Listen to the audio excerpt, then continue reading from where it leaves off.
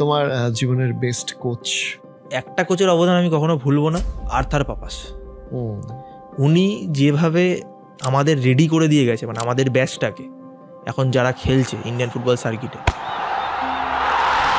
যেভাবে তৈরি করে দিয়ে গেছে, তোমার বিহেভিয়ার কি করতে হবে, বা রাইট ব্যাক খেললে তোমাকে কি করতে হবে, সেন্টার ব্যাক খেললে কি করতে হবে, লেফট ব্যাক খেললে কি করতে হবে, উনি মডার্ন ফুটবলটা বুঝিয়ে দিয়ে গেল। আমরা এখন মডার্ন ফুটবলটা দেখছি, কিন্তু উনি তখন এসে মডার্ন ফুটবল গোলকিপারদের পায়ে খেলা এইসব শিখিয়ে দিয়ে গেছিল তখনকার সময়। মানে তখন আমি বলছি 2012-13, অনেক আগে। তুমি যদি বাঙালি কোচ বলো তাহলে আমি মানে এক নামে বলতে পারি সঞ্জয় স্যারের মতো বাঙালি coach, senior level senior player manage করার মতো কেউ নেই।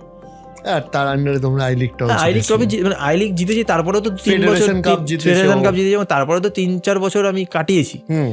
তারপর তো পরেও তো 3-4 বছর এখনো দেখা হলে সঞ্জয় স্যারের সাথে এখনো কথা হয়।